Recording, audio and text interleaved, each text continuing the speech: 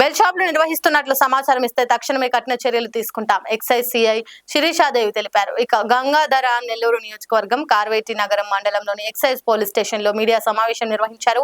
Bell షాపులపై media గ్రూపులలో వస్తున్న అసత్య వార్తపై excise CI Sirisha Devi స్పందించి ఎస్ఆర్ పురం మండలం పరిధిలో మంగుంట గ్రామానికి చెందిన చంద్రశేఖర్ బెల్ షాప్ నిర్వహిస్తుండగా స్క్వాడ్ ఆకస్మికంగా తనిఖీ చేసి అదుపులోకి తీసుకున్నారు. మీడియా మిత్రులందరికీ నా నమస్కారం.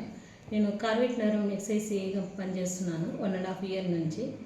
నేను వచ్చినప్పటి నుంచి ఐడి క్రైమ్ కానీ బెల్ట్ క్రైమ్ కానీ చాలా వరకు రైడ్ ప్రతిరోజు రైడ్ చేస్తాం. మేము చాలా కేసులు పట్టుకున్నాము.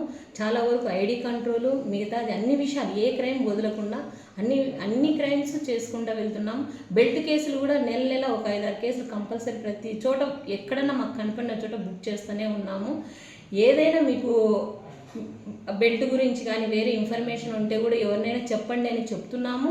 మా దృష్టికి వస్తే నేను ఖచ్చితంగా రైడ్ చేసి అక్కడ బెల్ట్ కేసులు పెడుతున్నాము. అలాగే ఈ ఉదయం నుంచి ఒకటి మీడియాలో వైరల్ అవుతుంది, ఒకటి మా గురించి ఎక్సైజ్ డిపార్ట్మెంటు, అందులో కార్వేట్ నగరం ఎక్సైజ్ సిఐ ఎస్ఐ గురించి.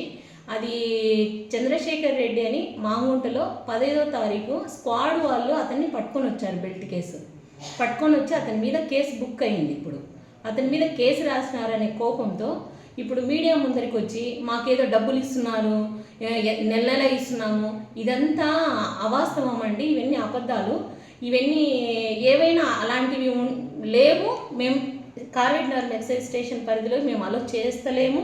అలాంటివి కూడా మా దగ్గర లేవు. ఏదైనా ఉంటే ధైర్యంగా కేసు రాయడమా, లేకుంటే మా దృష్టికి ఏదైనా వస్తే కంప్లైంట్ చెక్ చేసుకోవడమా. అప్పుడు ఆ టైంలో దొరికిందంటే కేసు ఖచ్చితంగా బుక్ చేస్తున్నామండి, అందులో డౌట్ లేదు. ఏదైనా అలాంటివి ఏదైనా ఉంటే కూడా ఇప్పటి నుంచి కూడా ఇన్ఫర్మేషన్ ఇవ్వండి, నేను వెళ్తాను, రైడ్ చేస్తాను, కేసు బుక్ చేస్తాను.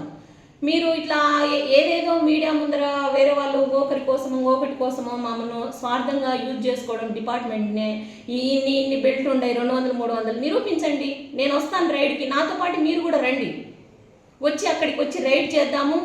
నాతో పాటు నేను ఈరోజు ఎప్పుడైనా కానీ మీతో పాటు నేను రైడ్ చేయడానికి సిద్ధంగా ఉన్నా. బెల్ట్ ఉంటే తీసుకొద్దాం, కేసు రాద్దాం. ఇదండి విషయము. అందరికీ థ్యాంక్ యూ అండి, మీడియా మిత్రులందరికీ.